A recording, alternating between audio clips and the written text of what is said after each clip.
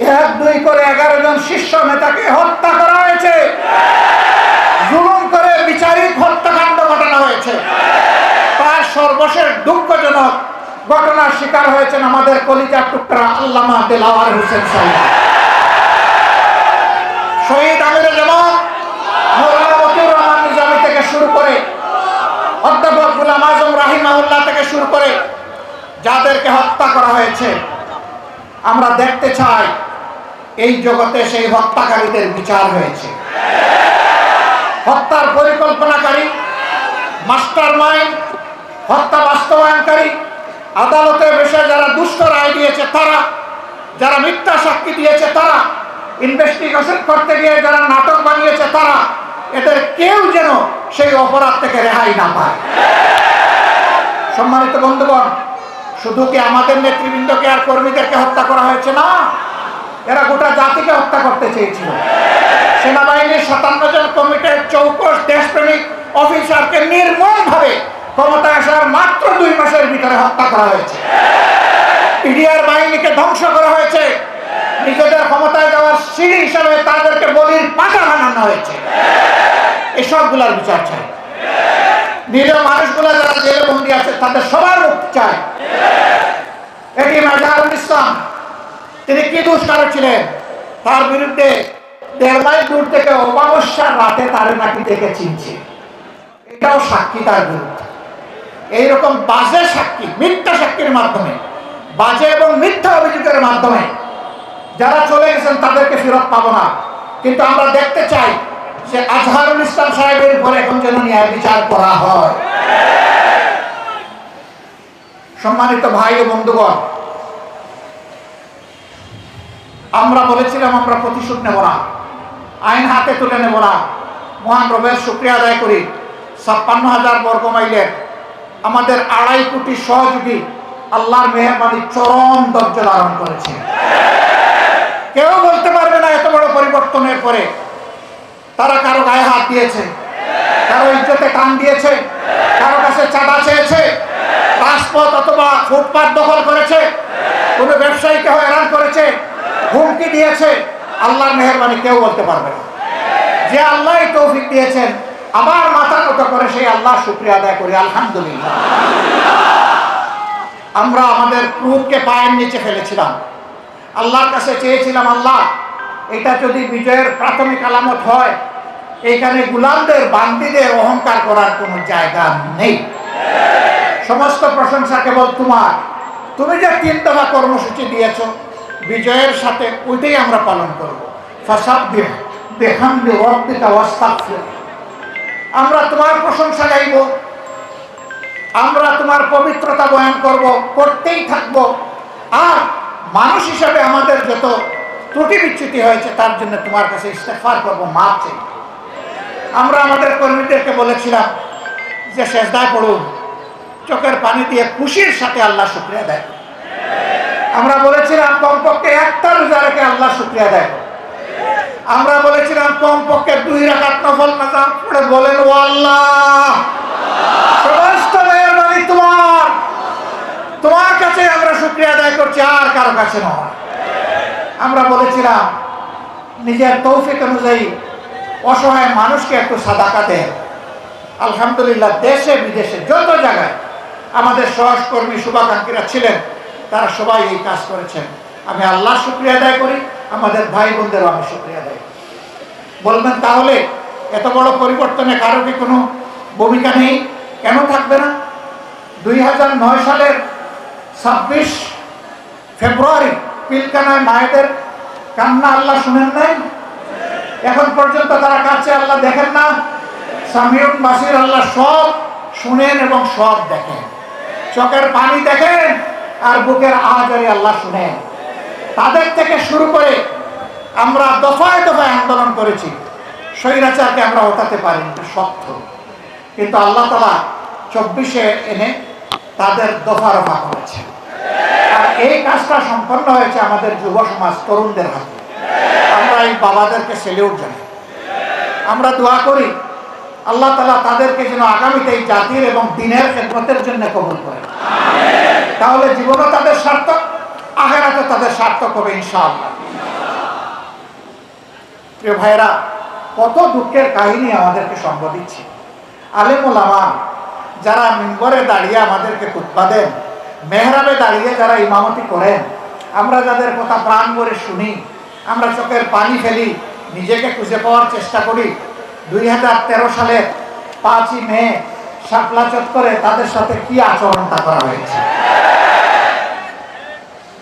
এই আলিম উলামাকে রাতের অন্ধকারে চতুর্দিকে আলো নিভিয়ে তারা ব্রাশ ফায়ার করে কতজনকে যে হত্যা করেছে আল্লাহ ভালো জানে। তাদের লাশটাও করে পাওয়া গেল না। পাওয়া যাবে কেমনি? দুষ্ট সরকারের ভ্রষ্ট এক মন্ত্রী, সে এই 24-এর পতনের মাত্র 4 দিন আগে বলল, বাড়াবাড়ি করবেন না, 13 সালের 5 মে শাপলা চত্বর ভুলে যাবেন না। রাত্রে 12টার পরে আমরা সবগুলাকে সাফ করে দিয়েছিলাম। একজন বলেছিল না এই কথা, বাবাজি এখন তুমি কোথায়? তাদেরকে সাফ করেছিলে, আল্লাহ তাদেরকে খোলা আসমানের নিচে এখন জায়গা করে দিয়েছে। তুমি এখন কোথায়? কোন জঙ্গলে লুকিয়ে আছো? কোন গর্তে তোমার অবস্থান জাতি এখন জানতে চায়।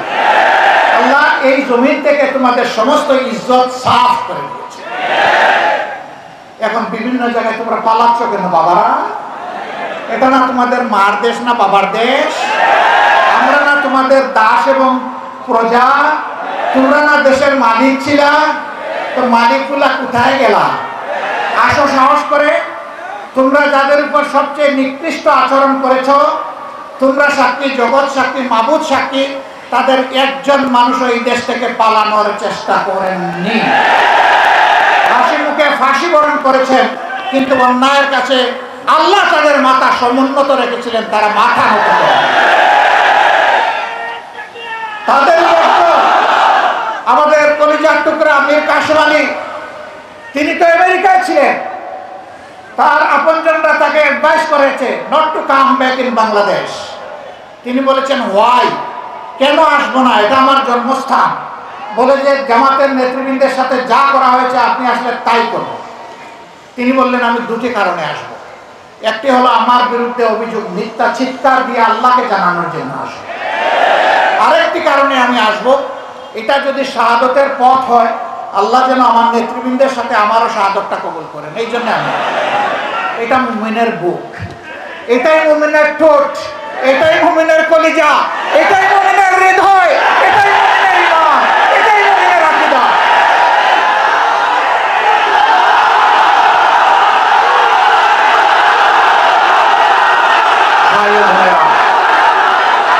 ভাই ও বোনেরা, যারা অপরাধী, সেই অপরাধী আমি হলে আমি আমার বিচার চাই, আমি ন্যায় বিচার চাই।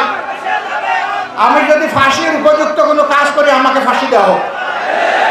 আদালতে আর ন্যায়ভ্রষ্ট কোনো বিচার চাই না। কোনো দুর্বৃত্তকে আদালতের চেয়ারে আর দেখতে চাই না। যারা বিবেকের এই আমানত রক্ষা করতে পারবে তাদেরকেই আমরা আদালতের বিচারের আসনে, সম্মানিত আসনে দেখতে চাই। যারা কারো মুখের দিকে তাকাইয়া কোনো বিচার করবে না, বরঞ্চ নীতি এবং নৈতিকতার উপর, সাক্ষী এবং ফ্যাক্টের উপর, বাস্তবতার উপর যারা বিচার করবে, সেই বিচারের রায় যদি ভুল হয় তাও আল্লাহর কাছে তারা পুরস্কৃত হবে, কারণ বিচারের পদ্ধতি ছিল সঠিক। এমনকি আল্লাহ রসুল বলেছেন, আমার বিচারে কেউ নির্দোষ হয়ে যাওয়ার মানে এই নয় যে আল্লাহর বিচারেও সে নির্দোষ। আমি যা সাক্ষী প্রমাণ পাই তার ভিত্তিতে আমি রায় দেই।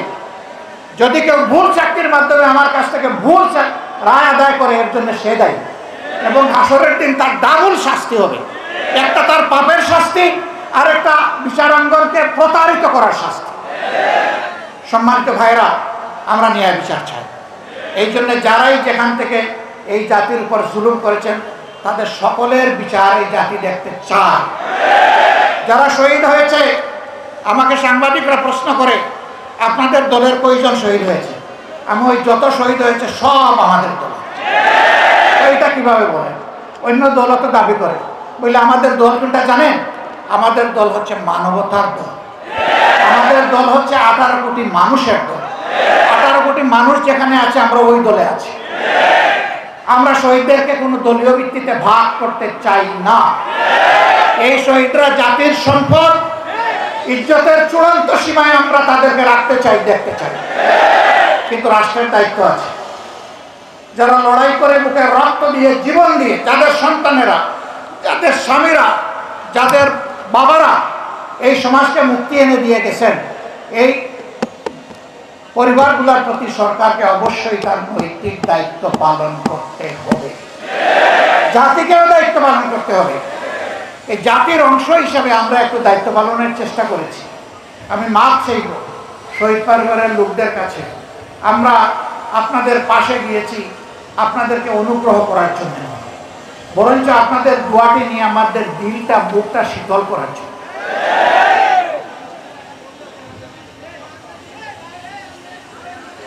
আপনারা আমাদের অহংকারের পাত্র, আমাদের মর্যাদার পাত্র, আমাদের সম্মানের পাত্র।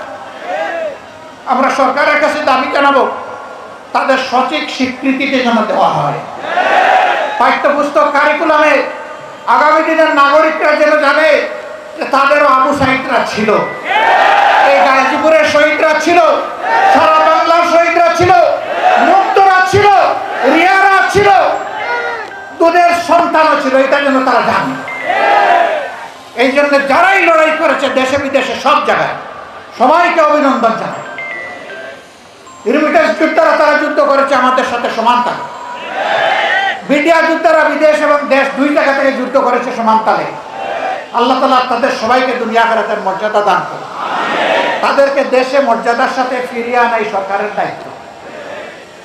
সম্মানিত ভাইয়েরা, আমরা দাবি করি প্রত্যেকটা শহীদ পরিবার থেকে কমপক্ষে একজনকে যেন এই সরকার সম্মানজনক চাকরি তাদের হাতে তুলে দেয়।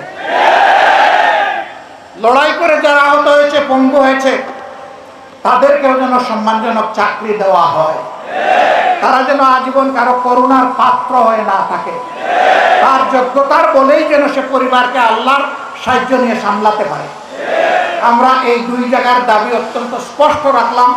সরকার আশা করব আমাদের এই দাবির প্রতি তারা সম্মান প্রদর্শন করবে। সম্মানিত ভাইয়েরা, কিন্তু আমি পরিষ্কার বলতে চাই, এরা পরিবারে চাকরি পাওয়ার জন্যে অথবা কারো একটু সহযোগিতার জন্য এরা কেউ লড়াই করে নাই। এরা নিঃশর্ত লড়াই করেছে জাতিকে সম্মানিত করার জন্য। জাতির দায়িত্ব এখন এই পরিবার এবং ব্যক্তিদেরকে সম্মানিত করা, এটা করতে হবে, এর কোনো বিকল্প নেই। আমরা দল এবং ধর্মের ভিত্তিতে কোনো বিভাজন মানি না। আমি হিন্দু ভাইদের কাছে গিয়েছি, বৌদ্ধ ভাইদের কাছে গিয়েছি, খ্রিস্টান ভাইদের কাছে গিয়েছি, তাদের খোলামেলা কথা শুনেছি। আমি বলেছি আপনারা মাইনরিটি ভাবেন কোন নিজেদেরকে? আমি জন্ম নেওয়ার কারণে আমার যে অধিকার আমার সরকারের উপর আছে, আপনাদের সমান অধিকার আছে। আপনাদের এই অধিকারের জন্য আপনারাই লড়াই করবেন, আমরাও লড়াই করবো আপনাদের সাথে। আমরা এখানে ধর্মের ভিত্তিতে কোনো বিভাজন মানব না, কোনো মেজরিটি মাইনরিটি নাই। একজন নাগরিক বাংলাদেশে জন্ম নিয়েছে, তার পরিচয় সে বাংলাদেশের নাগরিক, সে বাংলাদেশ, এটাই তার পরিচয়। অন্য কোনো পরিচয় আমরা দেখতে চাই না। হ্যাঁ, একজনের ধর্মকে অনুসরণ করবে, এটা তার ইচ্ছার ব্যাপার। সে দল কোনটা গ্রহণ করবে এটাও তার চয়েসের ব্যাপার। এইখানে কোনো বাড়াবাড়ি এবং হস্তক্ষেপ দেখতে চাই না। অমুক ব্রাহ্মণ আর অমুক সাঁওতাল, এটা আর আমরা দেখতে চাই। হ্যাঁ, ব্রাহ্মণরা তাদের মর্যাদা নিয়ে তারা থাকবেন, সাঁওতালও তার একটা মর্যাদা নিয়ে, কিন্তু রাজনীতিতে কোনো ব্রাহ্মণগিরি চলবে না। ব্রাহ্মণগিরি হচ্ছে আমার বংশগিরি, হচ্ছে আমার ধর্মীয় জাতি। রাষ্ট্রে আমরা সবাই সমান, এই সবাই সমান করে সবাইকে ঐক্যবদ্ধ করে আমরা একটা ঐক্যবদ্ধ জাতি চাই। এবং এইরকম একটা ঐক্যবদ্ধ জাতির উপরে আর কেউ কোনো ধরনের বদ ইচ্ছা হাসিল করার দুঃসাহস আর দেখাবে না ইনশাআল্লাহ। এখন কথা হলো যারা পালিয়ে গেলেন, করতে গেলেন, লুকিয়ে গেলেন, কলা পাতায় ঘুমাইলেন, তাদের কি হবে? হ্যাঁ, তাদের প্রতিও বিচারে কোনো জুলুম করা হোক, ওটাও আমরা চাই না। কিন্তু যার ফাঁসি পাও না তার ফাঁসি হোক, যার জীবন পাও না ওটাই যেন সে পায়, যার যতটুকু পাও না সেটাই যেন সে পায়। অভিযোগ যুগে যদি ন্যায় বিচারে খালাস হয় আমার কোনো আপত্তি নেই, কিন্তু ন্যায় বিচারটা যেন তাদের ক্ষেত্রে নিশ্চিত হয়। কারণ তারাই তো বড় গলায় বলেছেন যে আইন সবার জন্য সমান। আসেন এখন একটু সমান আইনটা কেমন দেখে যান। তারা বলেছেন স্বাধীন বিচার বিভাগ, আমরা এখনো বলছি বিচার বিভাগটা স্বাধীন থাকে। প্রিয় ভাইয়েরা, আজকে জুমার দিন আমি আর কথা বাড়াবো না। আমি শুধু আপনাদেরকে একটা কথা বলবো যে এত এত শহীদান, এত এত আলিম উলামার শাহাদত মরম, এত এত আলিম উলামার উপর নির্যাতন, এটাকে যেন আমরা ক্যাশ করতে পারি, আমরা যেন এটাকে কাজে লাগাতে পারি, আমরা যেন এটাকে অ্যাসেপ্ট করে সামনে এগিয়ে যেতে পারি। বাংলাদেশ জামাতে ইসলামী আমি যা বললাম এইরকমই একটা দেশ গড়তে চাই। এই দেশ গঠনে আমরা আপামর জনতা আন্তরিক ভালোবাসা, দোয়া, সমর্থন, সহযোগিতা চাই। এই কথাগুলো আপনারা ঘরে ঘরে পৌঁছে দেবেন। গাজীপুরের প্রত্যেকটা ঘরে আমাদের সালাম পৌঁছে দেবেন। প্রত্যেকটা আহত ব্যক্তির কাছে আমাদের সালাম পৌঁছাবেন। প্রত্যেকটা শহীদ পরিবারের পাশে ছায়ার মতো আপনারা থাকবেন। আমি আগেই বলেছি, তারা আমাদের গৌরব, তারা আমাদের সম্পদ, তারা আমাদের ইজ্জতের পাত্র। আল্লাহ রাব্বুল আলামিন আমাদের দেশের উপর রহম করুন। আল্লাহ তাআলা আমাদের দেশকে সাহায্য করুন। সব ধরনের বাইরের এবং ভিতরের ষড়যন্ত্র থেকে আল্লাহ রক্ষা করুন। আল্লাহ রাব্বুল আলামিন বাংলাদেশ জামাত ইসলামীকে এই জাতির সেবার জন্য কবুল করুন। একটাবার আমরা প্রাণ ভরে দেখতে চাই যে আমাদের জাতির সত্যিকারেই মুক্ত। আল্লাহ আমাদেরকে সেই তৌফিক দান করুন। আসসালামু আলাইকুম ওয়া রাহমাতুল্লাহ। আল্লাহ হাফিজ। বাংলাদেশ জিন্দাবাদ। বাংলাদেশ জামাত ইসলামী জিন্দাবাদ।